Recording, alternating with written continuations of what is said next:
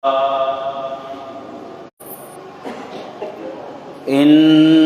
الحمد لله نحمده ونستعينه ونستغفره ونعوذ بالله من شرور أنفسنا ومن سيئات أعمالنا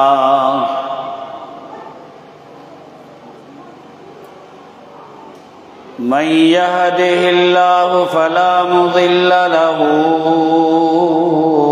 ومن يضلل فلا هادي له أشهد أن لا إله إلا الله وحده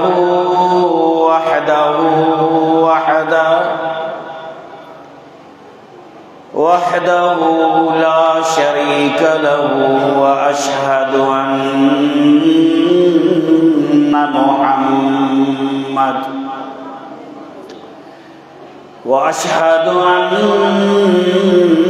محمدا عبده ورسوله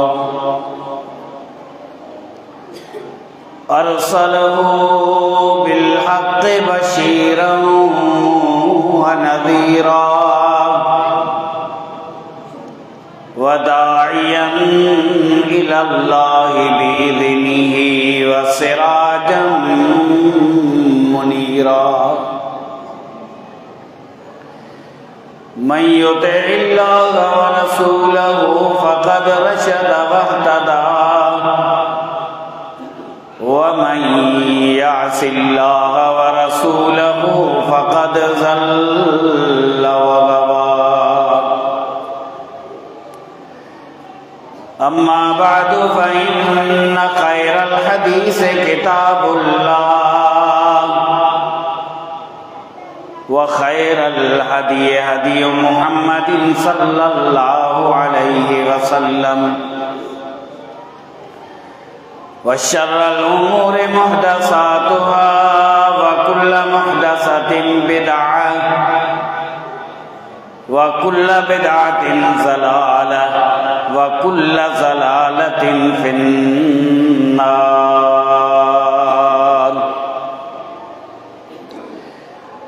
اللهم صل على محمد وعلى آل محمد كما صليت على إبراهيم وعلى آل إبراهيم إنك حميد مجيد. اللهم بارك على محمد وعلى آل محمد كما باركت على إبراهيم وعلى آل إبراهيم إنك حميد مجيد. فقد قال الله تبارك وتعالى في القرآن المجيد والفرقان الحميد: فأعوذ بالله السميع العليم من الشيطان الرجيم من همزه ونفخه ونفسه. بسم الله الرحمن الرحيم. يا أيها الناس قد جاءتكم موعظة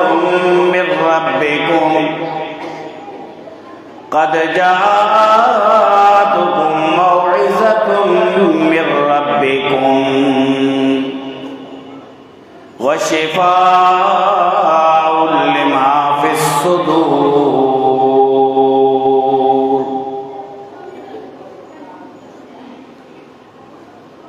رب اشرح لي صدري ويسر لي أمري واحلل عقدة من لساني يفقهوا قولي.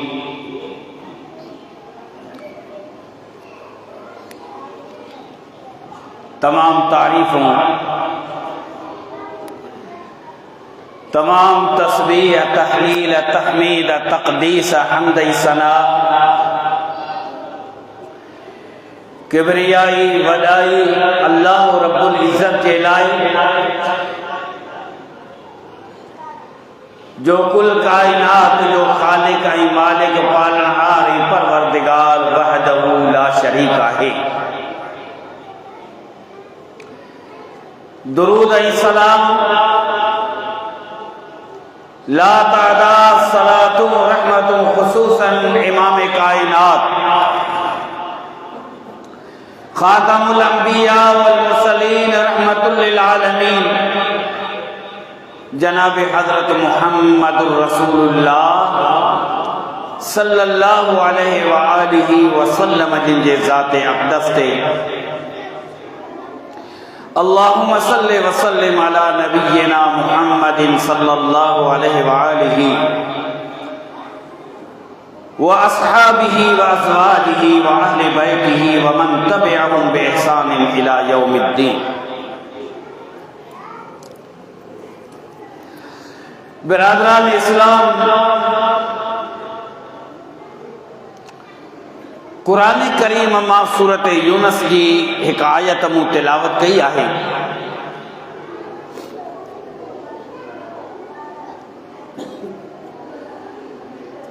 हिन आयत में अल्लाह रब्बुल आलमीन पंहिंजे प्यारे किताबुल्लाह, प्यारे कलामुल्लाह जो तज़किरो फरमायो आहे। हिन कुरान करीम जे ज़रिए अल्लाह रब्बुल आलमीन पंहिंजे ॿारनि खे वॾी बिशारत ॾिनी आहे। कंहिं हिक शइ जी बिशारत ख़ुशख़बरी न, पर इन हिक आयत में अल्लाह रब्बुल आलमीन 4 वॾियूं ख़ुशख़बरियूं पंहिंजे मोमिन ॿारनि ऐं मोमिनियाणियुनि ॿारनि खे अता फरमायूं। हिन आयत में अल्लाह रब्बुल आलमीन प्यारे किताबुल्लाह कुरान करीम जी अज़मत, उन जो मकाम, उन जो शान ज़िक्र फरमायो आहे। खुश नसीब ही नंढड़ा मासूम ॿार, इन्हनि जा वालिदैन जिन पंहिंजे ॿारनि खे, पंहिंजे औलाद खे अल्लाह जे प्यारे किताब कुरान करीम जी तालीम ॾिनी आहे।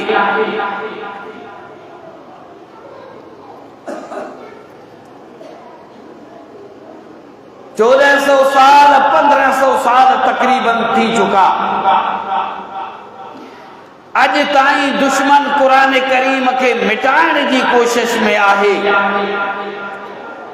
लेकिन क़यामत ताईं कुरान करीम इहो दाइम ई कायम रहंदो, जंहिंजी न कोई ज़बर के तब्दील करे सघे पियो, न को ज़ेर के तब्दील करे सघंदो। जंहिं पाक किताब जी ज़िम्मेदारी अल्लाह करीम खुद खई आहे। अल्लाह जे पाक किताब जी गुस्ताखी करण, अल्लाह जे पाक किताब सां दुश्मनी थो रखे, इस्लाम जो दुश्मन, लेकिन को न फर्क पवंदो अल्लाह जे पाक किताब में। उन जी ताज़ीम, उन जी हुर्मत, उन जी अज़मत हमेशह जारी हूंदी। अल्लाह ताला ही पंहिंजो पाक किताब पंहिंजे ॿारनि मुसलमाननि जे दिलनि में महफ़ूज़ करे छॾियो आहे। उन जी ज़िम्मेदारी अल्लाह रब्बुल आलमीन खई आहे। इहो अल्लाह जो पाक किताब आहे।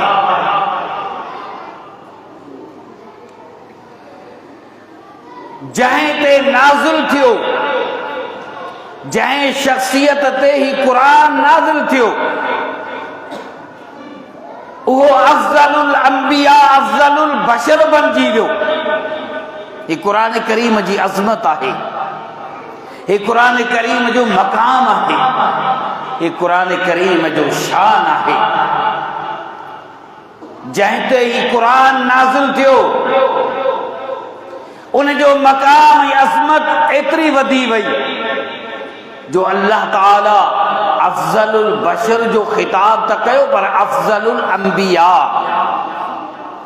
तमाम नबियन में भी अफ़ज़ल बणिजी विया। हिन क़ुरान करीम के जेको खणी आयो फरिश्तो, हिन क़ुरान करीम के नाज़िल करण वारो ऐं खणी अचण वारो उहो फरिश्तो अल्लाह जे इन पाक किताब जी अज़मत जे करे अफ़ज़लुल मलाइका तमाम फरिश्तन में फज़ीलत वारो बणिजी वियो। जंहिं शहर में क़ुरान करीम नाज़िल थियो, जंहिं ज़मीन ते क़ुरान नाज़िल थियो, जंहिं बिलाद ते क़ुरान नाज़िल थियो, अफ़ज़लुल बिलाद अहब्बु इलल्लाह, अल्लाह ताला के पूरी कायनात में उहो शहर प्यारे में प्यारो थी वियो।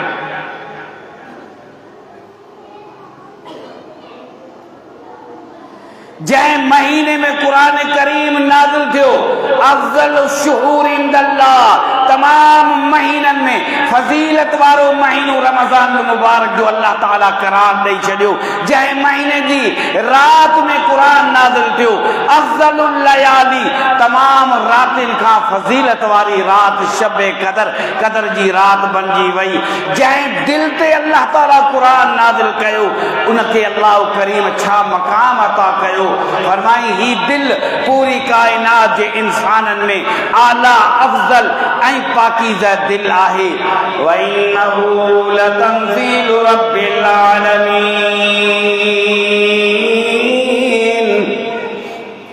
व इन्नहु लतंज़ीलु रब्बिल आलमीन, नज़ल बिहिर रूहुल अमीन, अला क़ल्बिका लितकूना मिनल मुंज़िरीन बिलिसानिन अरबिय्यिन मुबीन। ए क़ुरान करीम जहान जे रब का नाज़िल थियण वारो क़ुरान आहे। अल्लाह करीम जहान जे रब इन क़ुरान के नाज़िल कयो आहे। इन क़ुरान के खणी अचण वारो रूहुल अमीन जिब्राईल अलैहिस्सलाम अमानतदार दियानतदार अल्लाह जे तरफ़ां अमानत में ख़ियानत न कंदो आहे। ऐं मुंहिंजा प्यारा पैगंबर तुझे दिल ते अल्लाह ताला इन जिब्राईल जे ज़रिए क़ुरान के नाज़िल कयो ताजो तुम तेजारींदड़ बणिजी वञी अल्लाह जो पैगाम क़ौम के पहुंचाए करे क़ौम के अल्लाह जे अज़ाब खां तेजारी, क़ौम के गुनाहन खां तेजारी, क़ौम के जुर्मन खां तेजारी, क़ौम के जुल्म खां तेजारी, क़ौम के अल्लाह जी नाफरमानी खां तेजारी। व इन्नहु लतंज़ीलु रब्बिल आलमीन, अला क़ल्बिका, तुझे दिल ते असां नाज़िल कयो। ऐं हदीस में ईंदो आहे, मुस्नद अहमद जी रिवायत आहे, सारी कायनात जे इंसानन जे दिलनि खे अल्लाह ताला परखियो त भली दिल कंहिंजी आहे। पूरी अफ़ज़ल इंसानियत में बेहतर दिल पाकीज़ा मोहम्मद अरबी अलैहिस्सलाम जी आहे।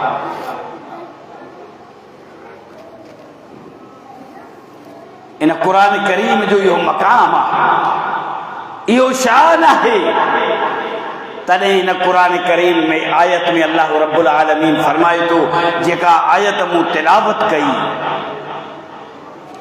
फरमाई या अय्युहन नास क़द जाअतकुम मौइज़तुम मिर रब्बिकुम व शिफ़ाउन लिमा फ़िस सुदूर, क़ुल बिफ़ज़लिल्लाहि व बिरहमतिही फबिज़ालिका फ़लयफ़रहू हुवा ख़ैरुम मिम्मा यजमऊन। फरमाई ऐ इंसान, ताकीद तव्हां वटि नसीहत आई आहे पंहिंजे रब जे तरफ़ां, तव्हां वटि नसीहत पंहिंजे रब जे तरफ़ां आई आहे। व शिफ़ाउन लिमा फ़िस सुदूर, जंहिंजे ज़रिए अल्लाह करीम तव्हांजे दिलनि जी शिफ़ा रखी आहे, तव्हांजे सीने जे हर बीमारी जी शिफ़ा रखी आहे। हिन में क़ुल बिफ़ज़लिल्लाहि व बिरहमतिही फबिज़ालिका, ऐ मुंहिंजा प्यारा पैगंबर तूं ऐलान कर, चओ बिफ़ज़लिल्लाह,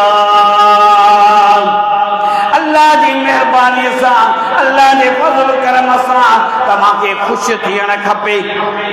तव्हां ख़ुशि थियो, ही उहो किताब तव्हांखे मिलियो आहे, अल्लाह जी रहमत मिली आहे, उहा नसीहत मिली आहे जेका तव्हांखे ख़ुशि थियणु खपे।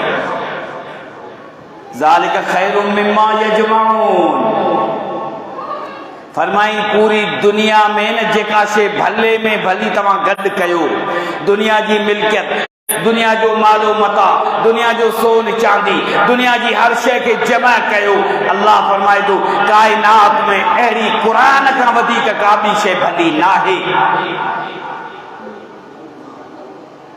तव्हांखे ख़ुशि थियणु खपे इन कलामुल्लाह खे ॿुधण खां पोइ, ॾिसण खां बाद में, अमल करण खां पोइ ख़ुशी कयो त अल्लाह ताला असांखे उहो पाकीज़ा किताब ॾिनो आहे।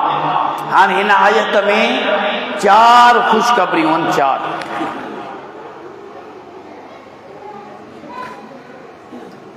मौइज़तुम मिन रब्बिकुम, पहिरीं ॻाल्हि त ही नसीहत आहे तव्हांजे रब जे तरफ़ां, वॾे में वॾी नसीहत आहे। इन जे ज़रिए ग़लत रस्तनि खां हटाए करे अल्लाह ताला तव्हांखे सिधे रस्ते ते आणींदो। अल्लाह जे नसीहत मां उहा नसीहत आहे जेका तव्हांखे गुनाहनि खां बचाईंदी।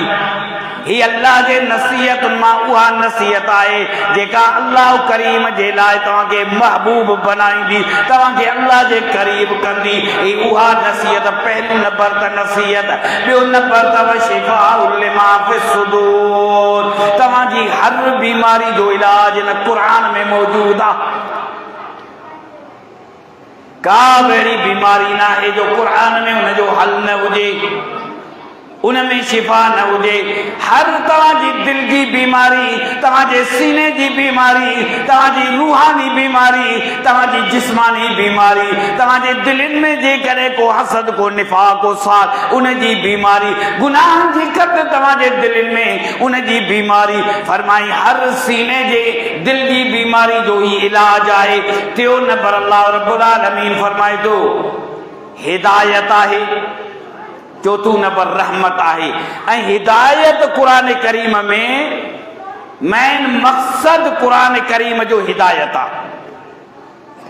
जंहिं बि आयत में पढ़ो इहो मक़सद असां भुलाए छॾियो आहे।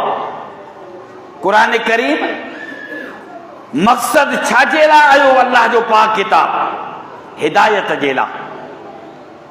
हिदायत मिली असांखे सिधे रस्ते ते अचूं, पर असां पंहिंजा पंहिंजा मक़सद पूरा कया हिन क़ुरान करीम मां।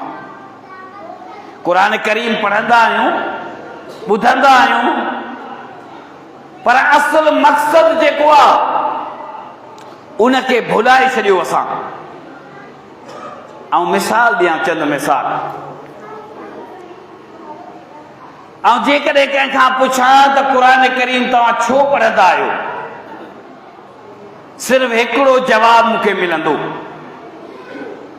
जेकॾहिं इहो ई आउं तव्हां खां सवाल कयां त तव्हां क़ुरान करीम छो पढ़ंदा आहियो, त तव्हांजे तरफ़ां इहो ई जवाब मिलंदो, सवाब जे लाइ पढ़ंदा आहियूं। इहो ई जवाब हूंदो न, सवाब जे लाइ पढ़ंदा आहियूं।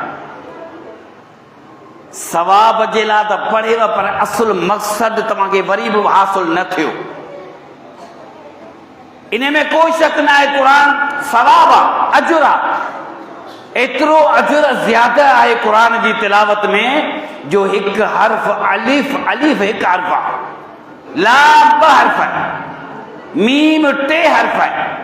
अलिफ लाम मीम जी तिलावत सां, इन ज़ुबान सां अदा करण सां 30 नेकियूं त मिली वयूं, वॾो सवाब आहे। असांजी नियत सवाब जी आहे, पर क़ुरान करीम जंहिं मक़सद जे लाइ आयो न, उन मक़सद जी नियत ही न शख़्स न कई।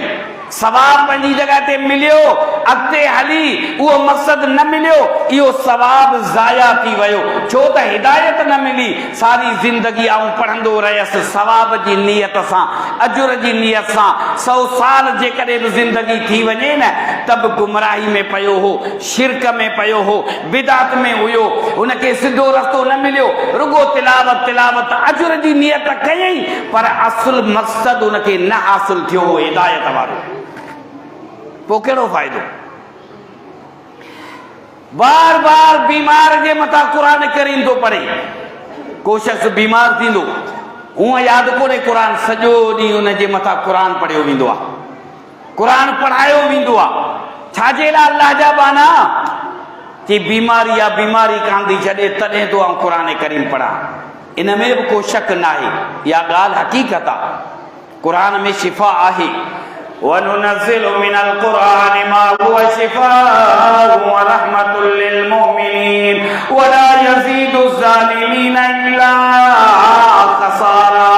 अल्लाह रब्बुल आलमीन मोमिननि जे लाइ क़ुरान करीम में शिफ़ा बि रखी आहे, त क़ुरान करीम रहमत बि बनायो आहे, ज़ालिमनि जे लाइ हिन में अज़ाब रखियो आहे। या अय्युहन्नास क़द जाअतकुम मौइज़तुम मिन रब्बिकुम व शिफ़ाउन लिमा फ़िस सुदूर। सीननि जे बीमारियुनि जो इलाज, दिलनि जे बीमारियुनि जो इलाज क़ुरान करीम में आहे, इन में को शक न अथव। क़ुरान मां शिफ़ा हासिल कयो, शिफ़ा त मिलंदी, पर असुल मक़सद उनखे हासिल न थियो, सिर्फ़ इहो फ़ाइदो वरितई शिफ़ा जो। शिफ़ा जो फ़ाइदो त मिली वियो, बीमारी त हटी वई। अल्लाह जा बाना सूरतुल बक़रा जी तिलावत एतिरी छो थो करी? मख़सूस सूरतुनि जी तिलावत तोखे कंहिं चयो आहे? जवाब ॾींदो त बीमारी त पंहिंजी जॻह ते, घर में शैतान तंग था कनि, जिन्नात आहे, शयातीन आहिनि, इन करे मूंखे ॾस मिलियो आहे त क़ुरान पढ़ा, सूरतुल बक़रा पढ़ा त जिन भॼी वेंदा, शैतान भॼी वेंदा।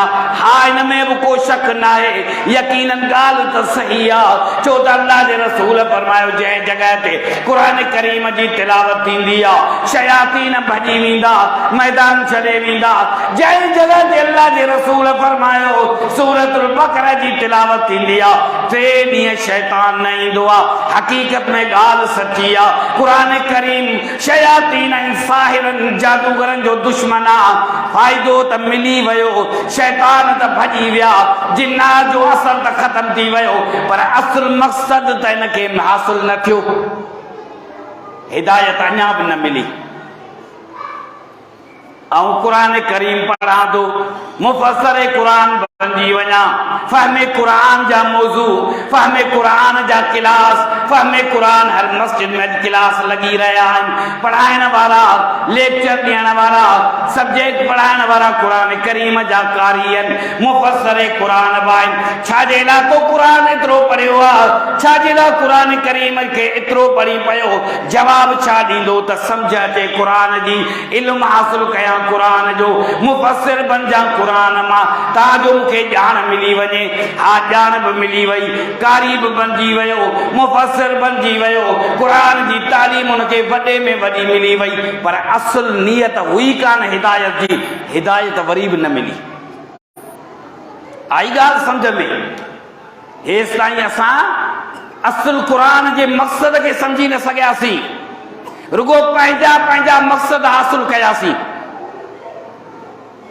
पर जेकॾहिं असुल क़ुरान करीम जे मक़सद खे असां सम्झूं न, ऐं अल्लाह हिन क़ुरान जे ज़रिए असांखे हिदायत ॾे, हिन क़ुरान जे ज़रिए असांखे सिधो रस्तो ॾेखार, हिन क़ुरान जे ज़रिए असांखे शिरक ऐं बिदअत ऐं कुफ्र जे रस्तनि खां बचा।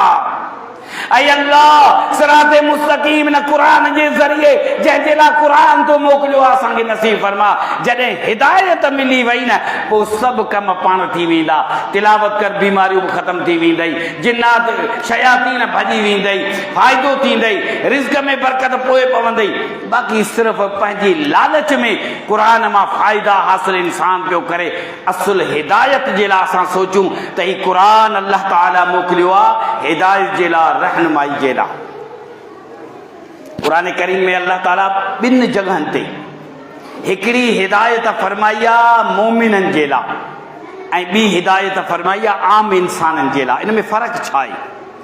पहिरीं त क़ुरान जी हीअ आयत असां ॾिसूं, إن هذا القرآن يهدي للتي هي أقوم ويبشر المؤمنين الذين يعملون الصالحات أن لهم أجرا كبيرا।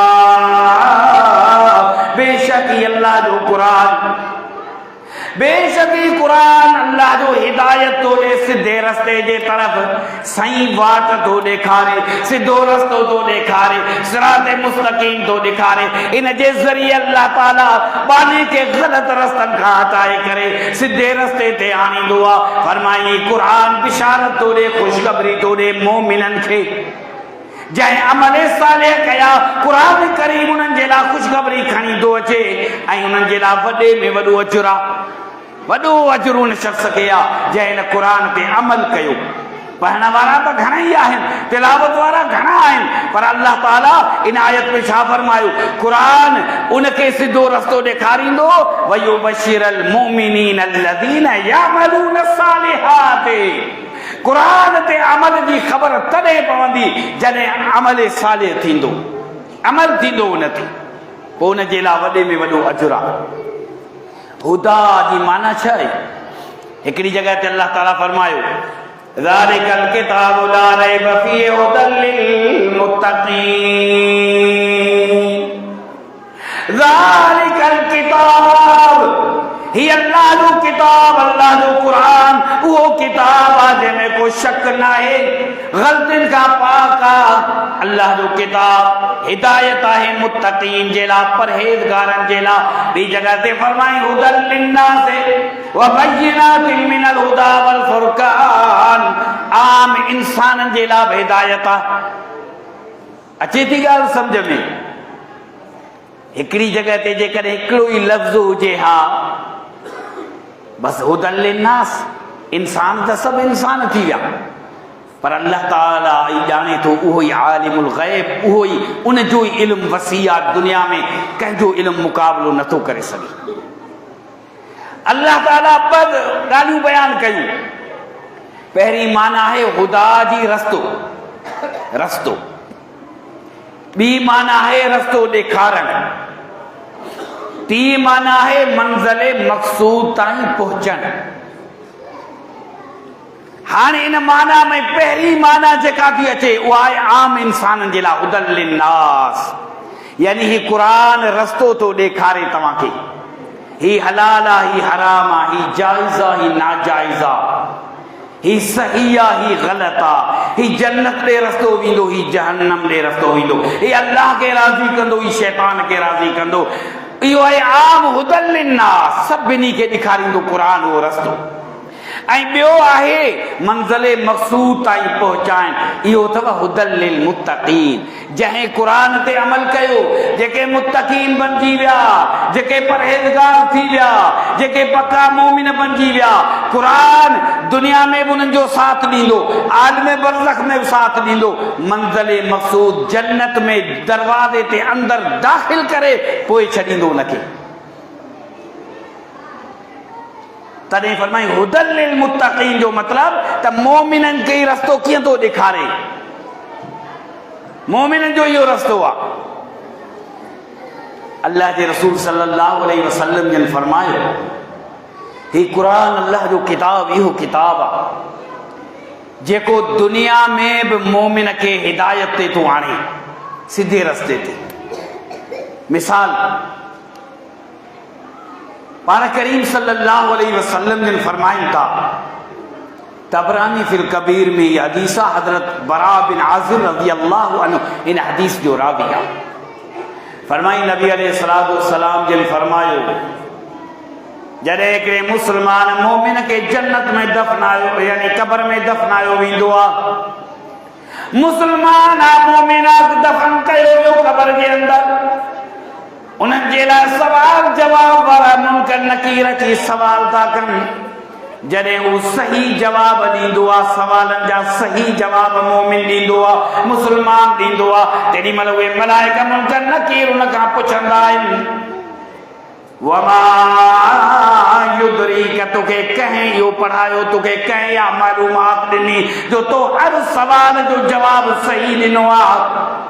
हू जवाब छा ॾींदो? करातु फी किताबिल्लाह,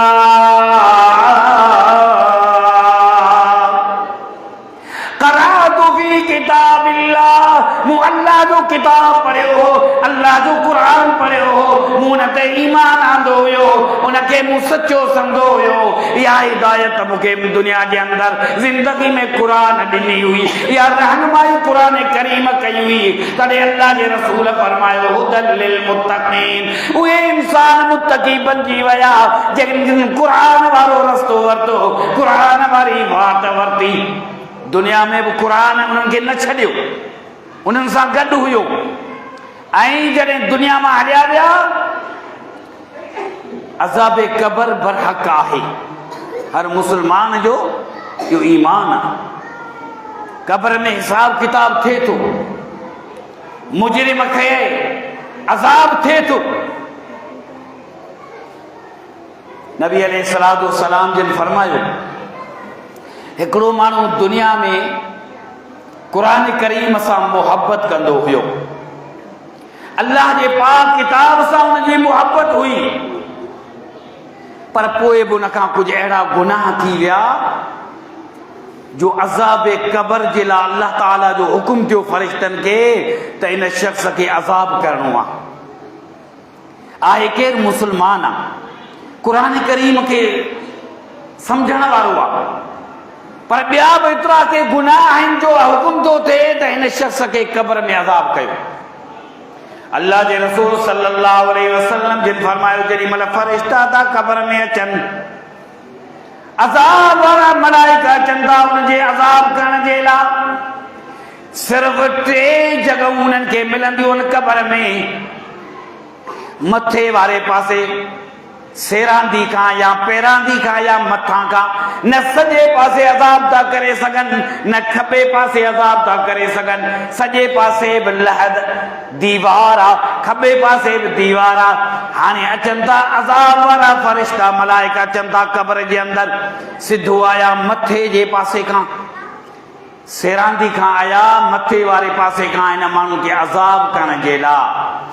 अल्लाह जे रसूल सल्लल्लाहु अलैहि वसल्लम जिन फरमायो, उन जगह ते अॻियां क़ुरान करीम तो अची वञे, अल्लाह जे पाक किताब जूं आयतूं, अल्लाह जे पाक किताब जूं सूरतूं उन जे सरांदी खां अची करे अज़ाब वारे मलाइकनि खे परे था कनि। कॾहिं बि असां हिन शख़्स जे मथां अज़ाब करण न ॾींदासीं, असां हिन दिमाग़ खां मथे खां न अचणु छॾींदासीं। जो हिन अल्लाह जे पाक किताब खे पढ़ियो हुयो, अल्लाह जे किताब खे यादि कयो हुयो, इन जे दिमाग़ में अल्लाह जे क़ुरान जूं आयतूं हलंदियूं हुयूं, दिलि सां पढ़ंदो हुयो। इन करे असां अल्लाह जे आयतुनि सां हिन मुहबत कई, असां अज़ाब करण न ॾींदासीं। अल्लाह जे रसूल फरमायो, उहे अज़ाब वारा मलाइका फिरी मथां था अचनि, हाणे मथां था अज़ाब कयूं। पाण फरमायूं मथां खां वरी उन जे लाइ नेकी थियूं अचनि, ख़ैरात कयईं, सदक़ात कयईं, मिस्कीन ग़रीबनि ते रहम कयईं, अल्लाह जे रस्ते में ॾिनई। उहा अहिड़ी नेकी आहे जेका मथां खां उन जे लाइ निजात जो हिकु साहिबान बणिजी वेंदी आहे, अज़ाब खां रोके छॾींदी आहे। हाणे उनखे का जॻह नथी मिले, सिर्फ़ु पेरनि वारी जॻह आहे। अल्लाह जे रसूल सल्लल्लाहु अलैहि वसल्लम फरमायो, पेरनि खां अज़ाब करण जे लाइ मलाइका जेॾी महिल अचनि था, उन वक़्त के नेकी थी अची वञे। उहा कहिड़ी नेकी आहे जेका मलाइकनि खे पोइते थी करे। अल्लाह जे रसूल फरमायो, जिन कदमनि सां हली करे जमात सां निमाज़ अदा करण जे लाइ मस्जिद में ईंदो हुयो, मस्जिद में अचण जे करे उहा नेकी उनखे बचाए थी छॾे। हाणे का बि जॻह नथी मिले अज़ाब जे लाइ, फ़रिश्ता वापसि था हलिया वञनि, ॿुधाइनि था अल्लाह खॿे मथे खां आयासीं, क़ुरान करीम साम्हूं अची वियो, मथां खां चाहियोसीं अज़ाब कयूं, ॿियूं नेकियूं साम्हूं अची वियूं, पेरनि खां चाहियोसीं हिन ते अज़ाब कयूं। ऐं अल्लाह हिन जो मस्जिद में अचनि, निमाज़ अदा करनि, जमात जो ख़्यालु रखनि। अल्लाह इहा नेकी अहिड़ी हुई जो असांखे रस्तो न मिलियो। अल्लाह ताला फरमाए थो, मूं बाने खे माफ़ कयो, छॾियो बसि, छॾियो, हिनखे अज़ाब न कयो। हिन जूं नेकियूं सभ खां पहिरीं इहा नेकी क़ुरान करीम जी आहे। क़ुरान ते जॾहिं अमल हुयो त ॿियूं बि नेकियूं हुयूं, जॾहिं क़ुरान ते अमल न कयईं त पोइ यकीनन का बि नेकी उनखे फ़ाइदो न ॾींदी। त हीअ अल्लाह जो पाक किताब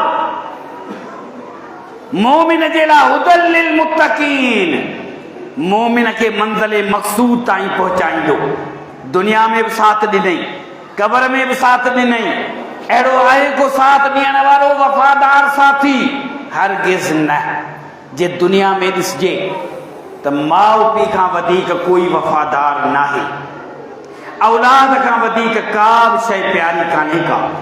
जेतिरे क़दुरु माउ पीउ औलाद जे लाइ तकलीफ़ूं बर्दाश्त कंदा, दुनिया में को बि अहिड़ो नाहे तकलीफ़ बर्दाश्त करे, पर उहो वक़्तु अची वेंदो आहे जॾहिं माउ पीउ बि मजबूर थी साथ छॾे ॾींदा, केॾो बि प्यारो हुजे, पर फौत थियण खां बाद में क़बर ताईं ईंदा, रोअंदा रहंदा, हथनि सां मिटी वराईंदा, लेकिन गॾु न हूंदा। ही अल्लाह जो पाक किताब, किताबुल्लाह, अल्लाह जो कलाम उहो साथी आहे, उहो वफ़ादार क़ुरान आहे जेको दुनिया में त गॾु हो, क़बर में बि गॾु आहे, हशर में बि गॾु हूंदो, मंज़िले मक़सूद ताईं पहुचाईंदो। अल्लाह जे रसूल फरमायो महशर जो मैदान आहे, उन वक़्तु सख़्त गर्मी हूंदी, नेज़े जे बराबरि सिज जी तपश हूंदी, इंसान नफ़्सी नफ़्सी जे आलम में हूंदो। पाण फरमायूं ॿ रोशन सूरतूं पढ़ंदा कयो, सही मुस्लिम जी हदीस आहे। पाण फरमायूं ॿिनि रोशन सूरतुनि खे पढ़ंदा कयो, हिकु सूरतुल बक़रा, ॿी सूरत आल इमरान। पाण फरमायूं इहे ॿ रोशन सूरतूं क़यामत जे ॾींहुं तव्हांजे लाइ साहिबान हूंदियूं, उन तव्हांजे लाइ छत जी सूरत बणिजी वेंदियूं, तव्हांजे लाइ ख़ूबसूरत साहिबान हूंदो, छटी बणिजी वेंदियूं, तव्हांजे लाइ पखियुनि जे कतारुनि वांगुरु तव्हांजे मथां अची छांव कंदियूं। महशर जे मैदान में इहे अल्लाह जो पाक किताब साथ ॾींदो। हुदल लिल मुत्तकीन, मंज़िल मक़सूद, मक़सद वारी मंज़िल आहे जन्नत, जन्नत ताईं पहुचाईंदो। अल्लाह जे रसूल फरमायो क़ुरान जे कारीअ खे, क़ुरान जी तिलावत वारे खे चयो वेंदो, ऐं क़ुरान करीम सां मोहबत रखण वारा, क़ुरान करीम खे पढ़ण वारा, पढ़ंदो वञ, पढ़ंदो वञ। जिथे क़ुरान करीम तूं ख़त्म करी, उते तुंहिंजी मंज़िल आहे, उते तुंहिंजो जन्नती महल आहे, एॾो वॾो तुंहिंजो मक़ाम आहे। त हुदल लिन्नास, ही क़ुरान करीम तमाम इंसाननि जे लाइ हिदायत आहे। त हुदल लिल मुत्तकीन, मुत्तकीन जे लाइ वॾे में वॾी हिदायत आहे अल्लाह जे हिन पाक किताब में। ही उहो क़ुरान करीम आहे जंहिंजे ज़रिए अल्लाह ताला सां रिश्तो जुड़ंदो आहे, अल्लाह ताला सां ताल्लुक़ क़ाइमु थींदो आहे। असां कॾहिं इहो सोचियो न हूंदो।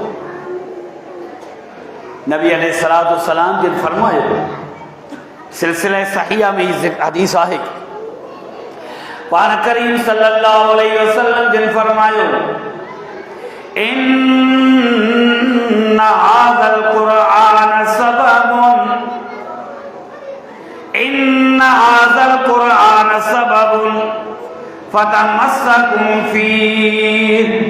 अल्लाह के रसूल सल्लल्लाहु अलैहि वसल्लम जिन फरमायो बेशक अल्लाह ताला सां ताल्लुकात के कायम करण जे लाइ ही कुरान करीम तव्हांजे लाइ सबब आहे। इन कुरान जे ज़रिए अल्लाह ताला सां तव्हांजो रिश्तो जुड़ंदो, हिन कुरान जे ज़रिए तव्हांजो ताल्लुकात अल्लाह ताला सां हूंदो। हिन कुरान करीम जे करे तव्हां अल्लाह ताला जे वेझो थींदो। इन करे पाण फरमायूं इन कुरान खे चंबड़ी वञो, कुरान खे मज़बूती सां पकड़ियो, तव्हांखे ॿ फ़ाइदा थींदा। अल्लाह जा रसूल उहे ॿ फ़ाइदा कहिड़ा हूंदा? फरमायूं वलन तज़िल्लू वला तहलिकू बअदहु अबदा। पाण फरमायूं जॾहिं तव्हां कुरान करीम खे मज़बूती सां पकड़ियो आहे, सीने में महफ़ूज़ कयो, दिल में महफ़ूज़ कयो, दिमाग़ में महफ़ूज़ कयो, कुरान करीम सां मोहब्बत रखी कुरान खे दुनिया में साथी बनायो आहे, तव्हांखे ॿ फ़ाइदा थींदा। वलन तज़िल्लू, कॾहिं तव्हां गुमराह न थींदव, ग़लति रस्तनि ते न ईंदव। वला तहलिकू बअदहु अबदा, कॾहिं बि उन खां पोइ अल्लाह ताला तव्हांखे हलाक न कंदो। पहिरीं ॻाल्हि कुरान करीम ते अमल करण सां अल्लाह ताला तव्हांखे गुमराही खां बचाईंदो। जंहिं कुरान करीम खे पढ़ी ऐं सम्झो, उन जे तर्जुमे खे ॾिठो, उन जे मतिलब खे अल्लाह जे रसूल जे हदीसुनि में ॻोल्हियो, उन ते अमल कयो, उहो शख़्स कॾहिं गुमराह न थींदो। ॿियो नंबर इनाम इहो मिलंदो, वला तहलिकू बअदहु अबदा। अल्लाह ताला तव्हांखे अज़ाबनि खां बचाईंदो, अल्लाह ताला तव्हांखे ज़िलज़िलनि खां बचाईंदो, अल्लाह ताला तव्हांखे तूफ़ाननि खां बचाईंदो, अल्लाह ताला तव्हांखे तमामु मुश्किलात ऐं मुसीबतुनि खां बचाए रखंदो। इहो क़ुरान हिकु ढाल अथव। असां क़ुरान करीम खे छॾियो आहे, क़िस्म क़िस्म फितना पैदा थिया आहिनि। क़ुरान करीम खे असां छॾियो आहे, असां ज़लील ऐं रुसवा थी विया आहियूं। क़ुरान करीम खे असां छॾे ॾिनो आहे। अॼु बेरोज़गारी महांगाई उरूज ते छाजे लाइ थी आहे? हिन अल्लाह जे पाक किताब खे अल्लाह ताला बिशारत ॾेई करे मोकिलियो हो, तव्हांजे लाइ क़ुरान ज़ामिन आहे, तव्हां ते मुसीबत न ईंदी, तव्हांखे तकलीफ़ न ईंदी, तव्हां ते अज़ाब न ईंदा, तव्हां गुमराह न थींदो। पर जॾहिं असां क़ुरान करीम खे छॾे ॾिनो आहे, अॼु असां ज़लील थी विया। क़ुरान जी जॻह ते अॼु मोबाइल असांजे हथनि में अची वई। जंहिं अल्लाह जे पाक किताब जा मसहफ़ खोले पढ़ंदा हुआसीं, इन नेमत खां अल्लाह ताला असांखे महरूम करे छॾियो। हाणे क़ुरान जो थोरो घणो दौर कंदासीं त बि मोबाइल ते ॾिसी करे।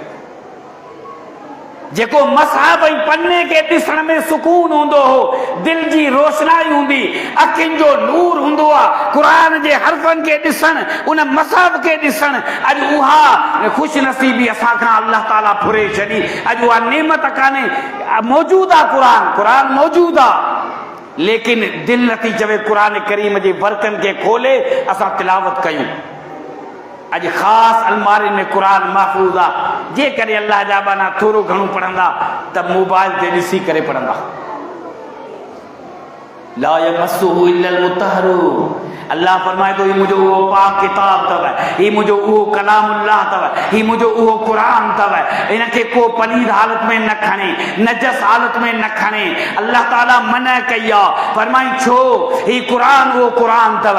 अगरि कंहिं चमड़े में न अची वञे, अल्लाह जे रसूल फरमायो, हदीस सही आहे, सिलसिला सहीह में शेख अलबानी हिनखे सही जो हुकुम फरमाए लॻायो आहे त हीउ उहा हदीस आहे। अल्लाह जे रसूल फरमायो, क़ुरान जंहिं चमड़े में न अची वियो, उन चमड़े खे बाहि न साड़ींदी, उन चमड़े खे कॾहिं बाहि न लॻंदी जंहिंमें क़ुरान आहे।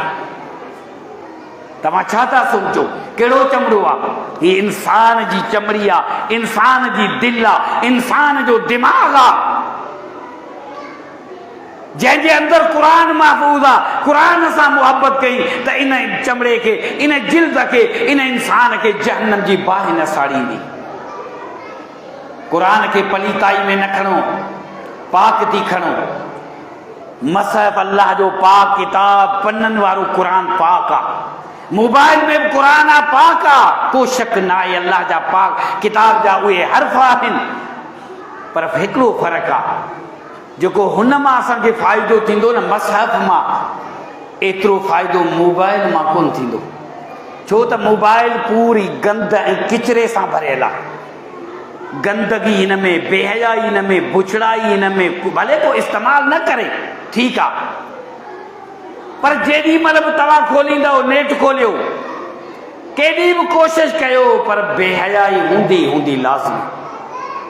केतिरो ई कोशिशि कयो, हाणे उन ई बेहयाई में, उन ई बुछड़ाई में क़ुरान करीम त आहे, ठीकु आहे, पंहिंजी जॻह ते महफ़ूज़ आहे, असां पढ़ी सघूं था, इहा फ़तवाऊं कोन थो ॾियां, को नाजाइज़ कोन्हे, ठीकु आहे, पढ़ी सघूं था।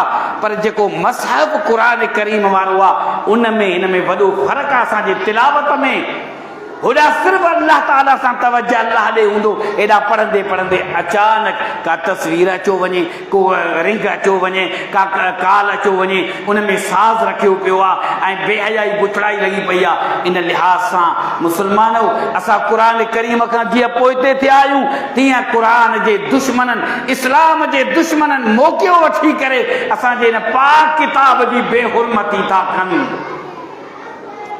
अल्लाह जो ही उहो किताब आहे, उहो कलाम आहे, जंहिं सबब सां अल्लाह ताला सां मुलाक़ात, यानी अल्लाह ताला सां हम कलाम बानू थींदो आहे। हम कलाम, तव्हां सोचींदो अल्लाह ताला सां बानू कीअं ॻाल्हाईंदो? क़ुरान करीम जी तिलावत सां बानू पंहिंजे रब सां ॻाल्हाईंदो आहे। अल्लाह जे रसूल जो फरमान आहे, कुरान करीम सबब आहे अल्लाह ताला सां हम कलाम थियण जो। कुरान करीम सबब आहे अल्लाह ताला सां रिश्ते खे क़ाइम रखण जो। कुरान करीम सबब आहे अल्लाह ताला सां मुहब्बत खे जोड़े रखण जो। अल्लाह जे रसूल फरमायो, हदीस सही मुस्लिम में आहे, हिकिड़ी अहिड़ी सूरत अथव जंहिंजे ज़रिए तव्हां पंहिंजे रब सां ॻाल्हाईंदा आहियो।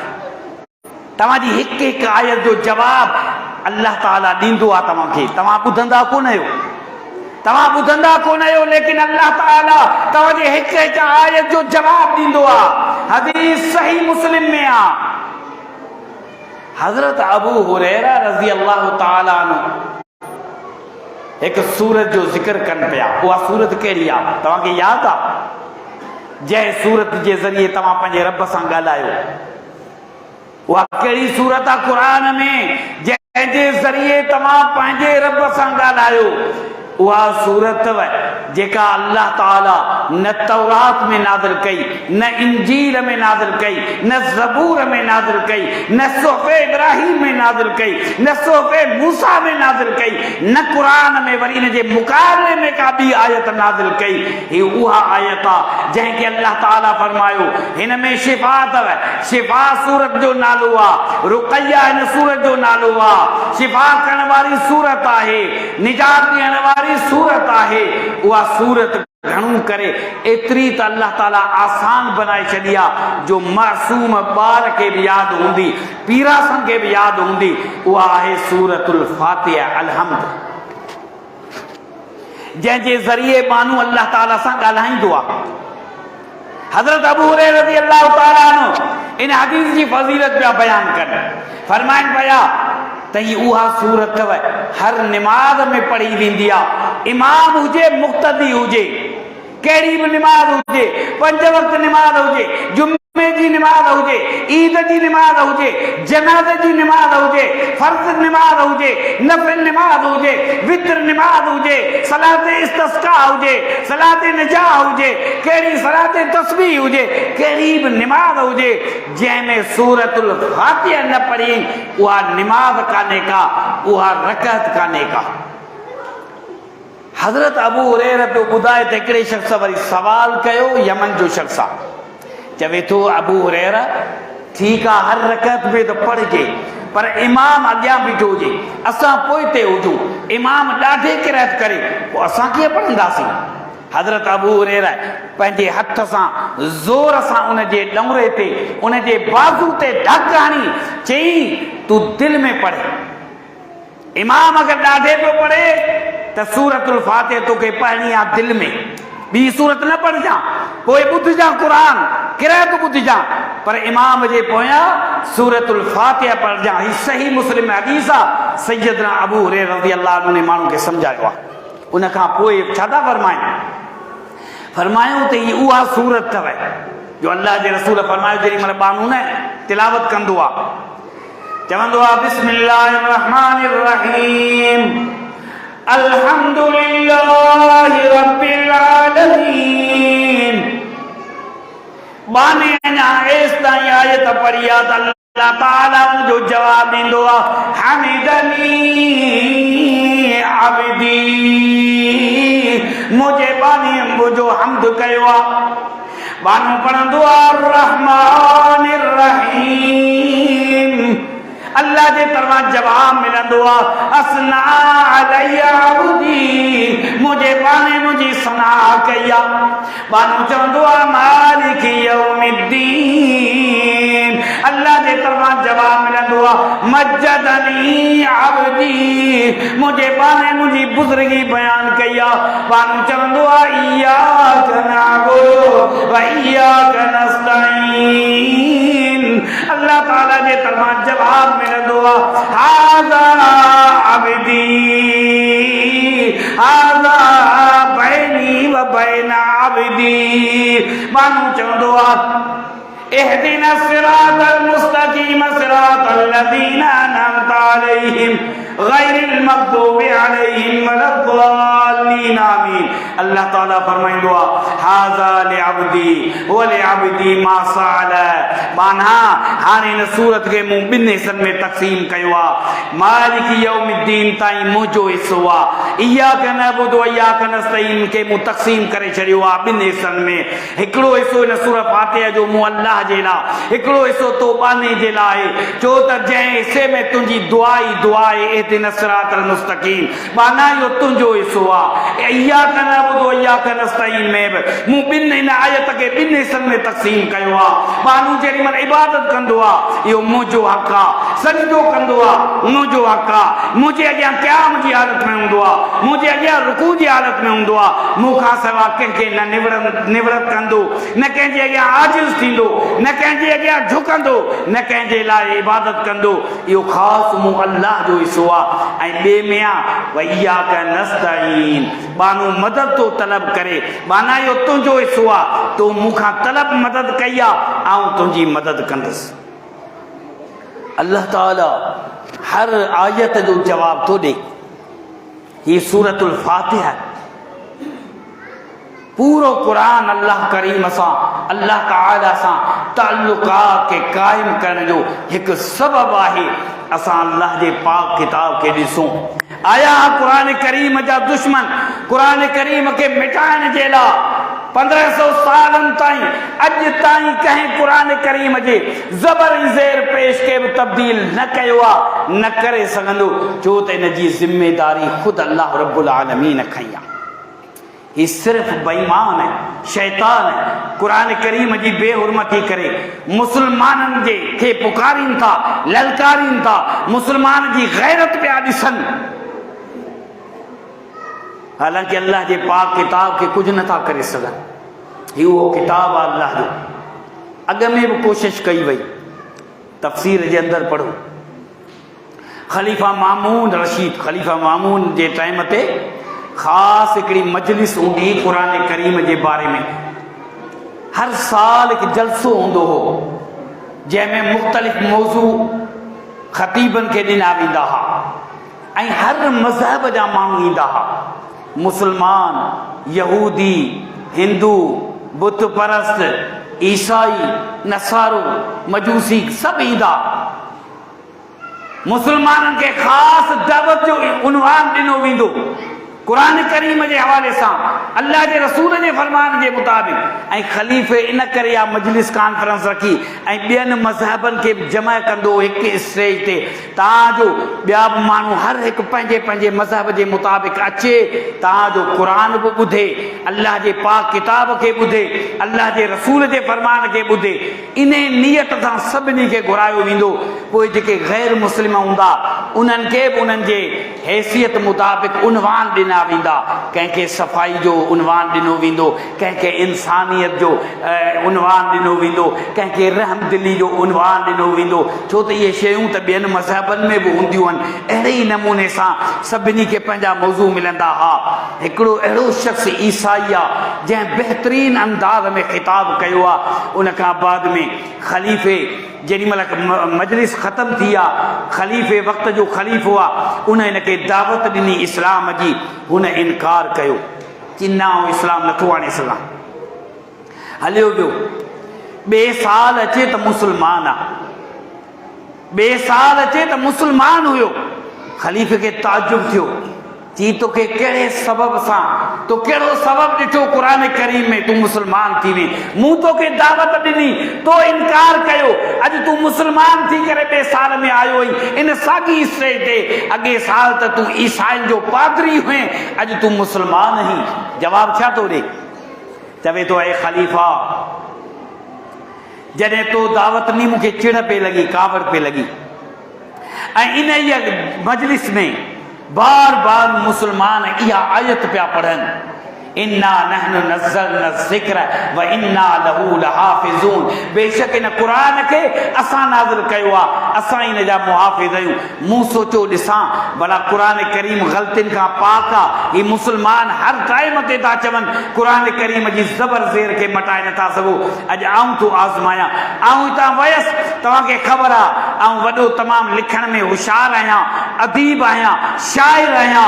मूं क़ुरान करीम जा नुस्ख़ा लिखण खां अॻु में तौरात लिखी, उन में पंहिंजे तरफ़ां लिखियुमि, इंजील लिखियुमि, पंहिंजे तरफ़ां लिखियुमि, हज़रत दाऊद ते नाज़िल थियण वारो किताब ज़बूर लिखियुमि, उन में बि मूं पंहिंजे तरफ़ां लिखियो। उन्हनि जा नुस्ख़ा उहे किताब मूं पंहिंजे पंहिंजे मज़हब वारनि जे गिरजाउनि में रखिया, इबादत खाननि में रखिया। माण्हू अचनि पिया, अखियूं पूरे वठंदा पिया वञनि, केर बि जांच न पियो करे त ग़लति आहे सही आहे, खपी विया, को नुस्ख़ो न बचो। क़ुरान करीम में मूं पंहिंजे तरफ़ां कुझु लिखियो, उनखे रखे मुस्लमाननि जे मस्जिद में, मुस्लमाननि जे इदारनि में, मुस्लमाननि जे मदरसनि में अचनि माण्हू, अची वठनि। केतिरे वक़्त महीननि ताईं उहे क़ुरान पिया हुआ, जेको अचे ॾिसां खोलियो ॾिसियो हलियो वञे। मूं सवाल कयो त तव्हांखे अल्लाह जे किताब सां मुहबत न आहे, क़ुरान सां मुहबत न आहे? ॾिसो ज़बूर वारा, इंजील वारा, तौरात वारा कीअं पंहिंजा किताब वठी विया, ॾिठऊं कोन, इन्हनि खे किताबनि सां मुहबत हुई। हीउ तव्हांजो कलाम आहे, तव्हांजो किताब आहे। मुस्लमान जवाब था ॾियनि, अल्लाह जो पाक किताब पाकीज़ा किताब आहे। हीउ तो जेका शैतानगिरी कई आहे, क़ुरान जे हर्फ़नि खे मटायो आहे, माना खे मटायो आहे, असां सम्झूं था असां इहो क़ुरान दिलि में महफ़ूज़ कयो आहे। इन करे क़ुरान जो हिकिड़ो नुस्ख़ो केरु न वठंदई। उन वक़्तु मूं कलमो पढ़ियो, मुस्लमान थी वियसि। ऐं अल्लाह, हाणे मूंखे यकीन आहे हीउ तुंहिंजो पाक किताब उहो किताब आहे जेको तो नाज़िल फरमायो आहे, तूं ई क़यामत ताईं हिन जो मुहाफ़िज़ आहीं। ॿियो वाक़ियो तफ़सीर में, उहो बि बहितरीन सम्झाणी आहे। उमर बिन अब्दुल अज़ीज़ रहमहुल्लाह जे दौर में, अमीरुल मोमिनीन उमर बिन अब्दुल अज़ीज़ रहमतुल्लाह अलैह, उन जे दौर जी ॻाल्हि आहे। उमर बिन अब्दुल अज़ीज़ रहमहुल्लाह हर साल में मुनाज़रे जो हिकिड़ो जलसो रखंदा, हिकु मजलिस क़ाइमु कंदा, जंहिंमें वॾे में वॾा मुनाज़र ईंदा, मुस्लमान मुनाज़र ईंदा, यहूदी मुनाज़र ईंदा, ईसाई मुनाज़र ईंदा। तव्हांजो जेके बि मुनाज़र हुजनि, माण्हू उन्हनि खे ॿुधनि, मुस्लमाननि खे लाजवाब करे छॾीनि, मुस्लमान क़ुरान करीम खे दलील ॾियनि, तव्हांजो अल्लाह जो पैगाम पहुची वञे। उमर बिन अब्दुल अज़ीज़ रहमहुल्लाह उन वक़्तु इहो प्रोग्राम कराईंदा हर साल। हाणे ईंदो मुनाज़रो शुरू थींदो, ऐं उन वक़्तु वॾो फ़र्क़ु हो, मुनाज़रनि में फ़ाइदो हूंदो। वक़्त जा ख़लीफ़ा वेहंदा हुआ, काज़ी वेहंदा हुआ, तलवारूं चमकंदियूं पयूं त ख़बरदार कंहिं बि अगरि कूड़ी रिवायत बयानु कई, या अल्लाह जे रसूल ते कूड़ ॻाल्हायो, या अल्लाह जे क़ुरान जे बारे में, उहो ज़िंदा न बचंदो। इन करे सभु ख़्यालु कंदा त सच ॻाल्हायो। पोइ जेके जंहिं वटि दलील हुजनि उहे दलील पेश करे, उहे दलील पेश करे। मुनाज़रो थियो, यहूदी हिकिड़ो हो, उन वॾा दलील पेश कया, ऐं उन जा दलील उमर बिन अब्दुल अज़ीज़ रहमहुल्लाह खे पसंदि अची विया। पर उन जे मज़हब मुताबिक़, उन यहूदी जे मज़हब मुताबिक़, उन जे सम्झ जे मुताबिक़ उन जो मुनाज़रो करणु ॿिए मज़हब सां हुयो। पोइ वरी मुस्लमाननि सां थियो त मुस्लमान हिननि खे लाजवाब करे छॾियो यहूदी खे। पर यहूदी कई दलील ॾे पियो, अक़ली दलील ॾे पियो, पर मुस्लमान वरी बि ग़ालिब थी वियो। अल्लाह जे पाक किताब उनखे शिकस्त ॾिनी। जेॾी महिल मुनाज़रो ख़तमु थी वियो, उमर बिन अब्दुल अज़ीज़ रहमहुल्लाह उन यहूदी खे चयो, तूं मुस्लमाननि खां त हाराए वई, तो उहे दलील पेश न कया, पर तुंहिंजा दलील जेके पहिरीं तो दलील ॾिना ॾाढा अक़ली दलील हा, तोखे इल्मु आहे पंहिंजी जॻह ते, ऐं तोखे इस्लाम जी दावत थो ॾियां, इस्लाम क़बूल कर। यहूदी गुस्से में अची चई, आउं यहूदियुनि जो आलिम आहियां, ऐं वॾो आलिम आहियां उन्हनि जो, ऐं राहिब आहियां, मुंहिंजी इज़त आहे यहूदियुनि वटि, ऐं तव्हां मुस्लमाननि में अचां, ईअं न थींदो। ठीकु आहे, ख़लीफ़े त सिर्फ़ु हुनखे दावत ॾिनी। ॿियो साल जेॾी महिल थियो, ॿिए साल मुनाज़रे वारी स्टेज ते जेॾी महिल ऐलान थियो त मुस्लमाननि जो मुनाज़िर केरु आहे, यहूदियुनि जो मुनाज़िर केरु आहे, त मुस्लमाननि जो मुनाज़िर उहो ई अॻिले साल वारो यहूदी आहे, उहो ई मुस्लमाननि जे तरफ़ां मुनाज़िर थी अॼु पेश थियो आहे। ऐं अमीरुल मोमिनीन, आऊं आहियां मुस्लमाननि जो मुनाज़िर, अमीर मोमिनीन उमर बिन अब्दुल अजीज रहमतुल्लाह अलैह के ताजुब थी वियो छा है तू वही माण्हू ही अॻे साल मूं तोखे दावत ॾिनी तू गुस्से में अची वे अॼु तू मुस्लमाननि जे तरफ़ां मुनाज़िर थी करे आयो यकीन निकिरो सचो पको मुस्लमान छा सबब हो कि अमीर मोमिनीन आऊं जेॾी महिल हितां वयसि तव्हां मूंखे इस्लाम जी दावत ॾिनी मूं इनकार कयो पोइ मूंखे चिड़ लॻी त मुस्लमान छो था चवनि त अल्लाह जो पाक किताब उनखे केरु तब्दील नथो करे सघे कोई मटाए नथो सघे मूंखे कावड़ आई मूं चयो ॾिसो त आऊं इहो दलील हिननि जो नाकाम कंदुसि ईंदड़ साल मुनाज़रे में आऊं दलील पेश कंदुसि मूं क़ुर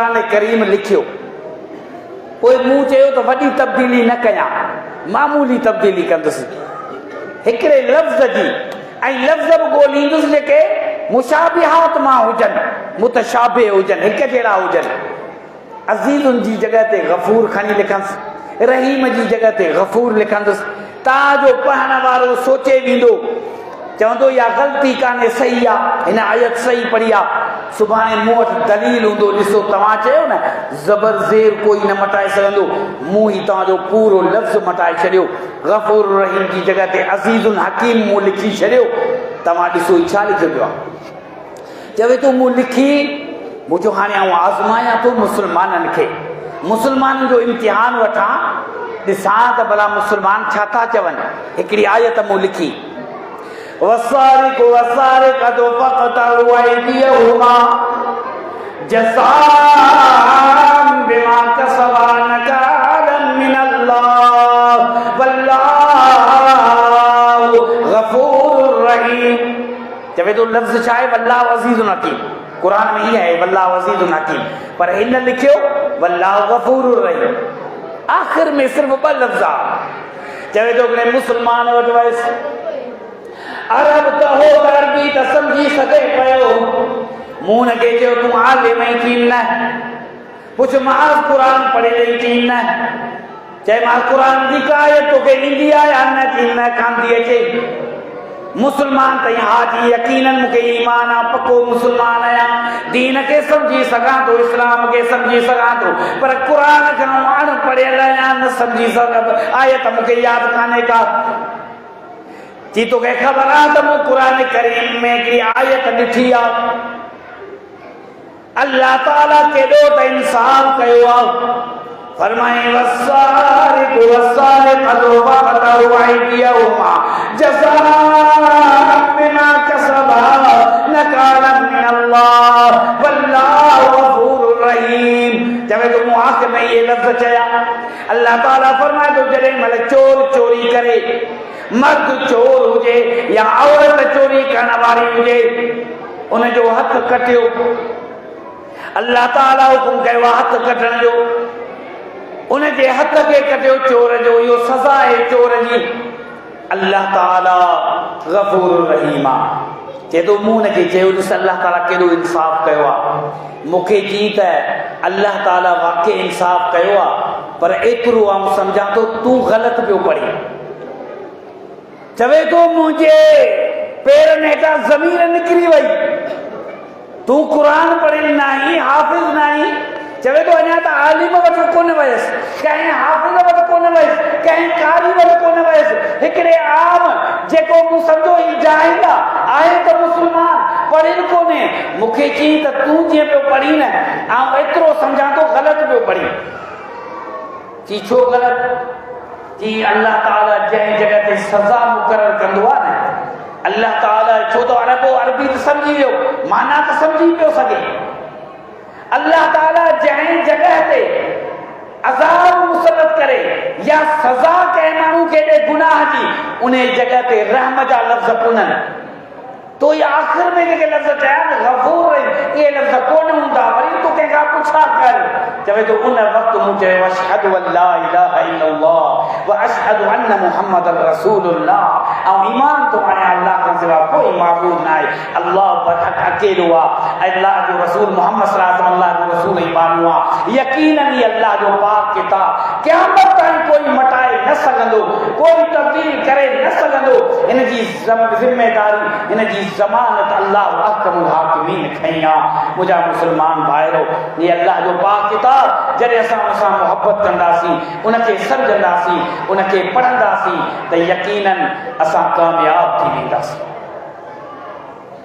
अल्लाह ताला खां दुआ है, अल्लाह रब्बुल आलमीन असांखे क़ुरान ऐं सुन्नत ते अमल करण जी तौफ़ीक़ अता फरमाए।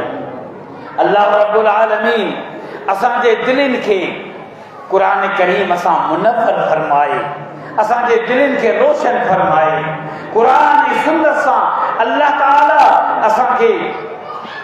असांजे ईमान खे मज़बूत करे, असांजे ईमान खे ज़्यादा करे।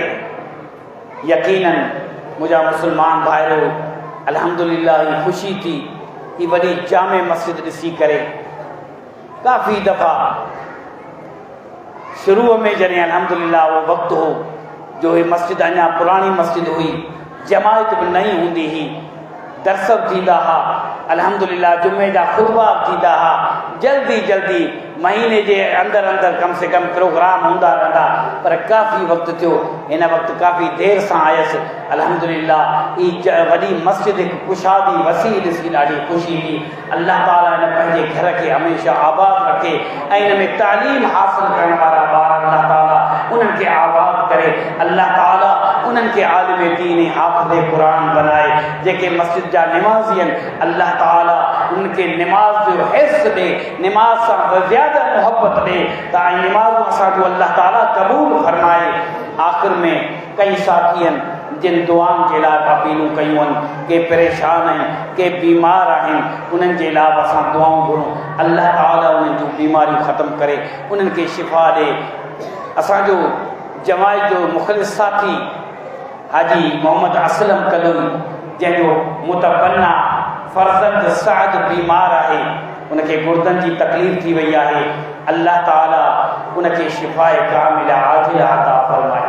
अल्लाह ताला पंहिंजे बाने ते रहम फरमाए। अल्लाह ताला उनखे शिफ़ाए कामिला आजिला अता फरमाए। ख़ुलूस सां असां दुआ घुरूं पंहिंजे रब करीम खां। अल्लाह ताला ई शिफ़ा ॾियण वारो आहे, दुआउनि खे क़बूल करण वारो आहे। जी जी अल्लाह बख़्श नालो।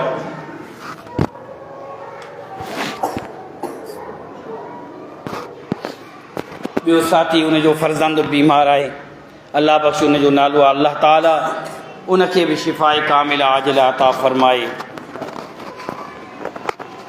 जिन खे औलाद न आहे, अल्लाह रब्बुल आलमीन उन्हनि खे सालिह औलाद अता फरमाए। असांजो माइरूं भेनरूं नियाणियूं उहे बि बीमार आहिनि, अल्लाह ताला उन्हनि बीमारनि खे बि शिफ़ाए कामिला आजिला अता फरमाए।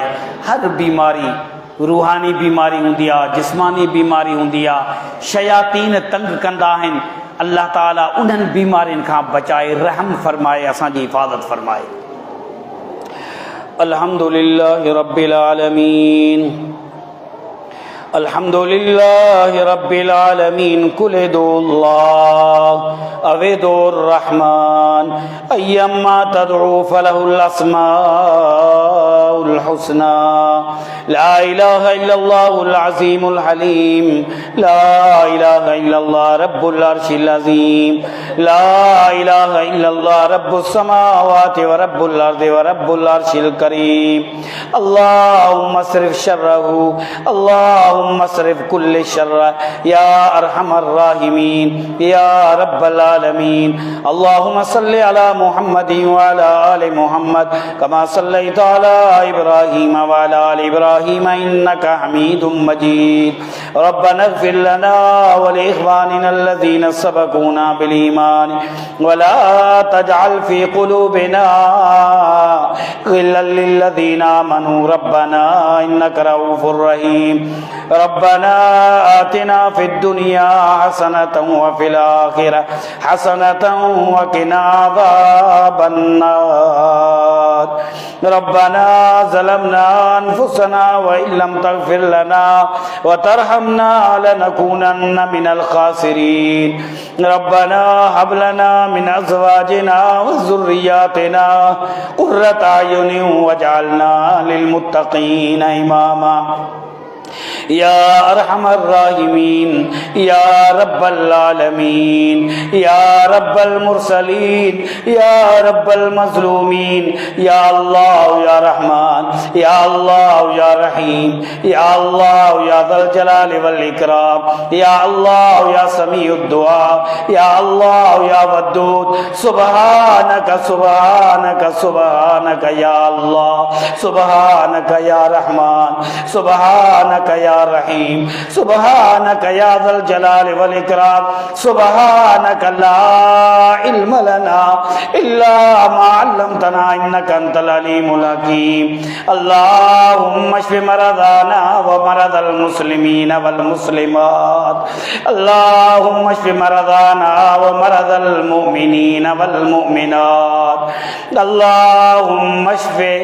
اللهم اشف عبدك السعد اللهم اشف عبدك السعد اللهم اشف عبدك الله بخش اللهم اشف عبدك الله بخش يا ارحم الراحمين يا رب العالمين اذهب الباس رب الناس واشف انت الشافي لا شفاء الا شفاؤك شفاء لا يغادر سقما اللهم انا نسألك الهدى اللهم إنا نسألك الهدى والتقى والعفة والغنى اللهم إنا نعوذ بك من علم لا ينفع ومن قلب لا يخشى ومن نفس لا تشبع ومن دعاء لا يسمع ومن عمل لا يرفع ومن عين لا تدمع يا رب العالمين اللهم ارحم الراحمين اللهم ارحم يا الله يا رحمن يا الله يا رحيم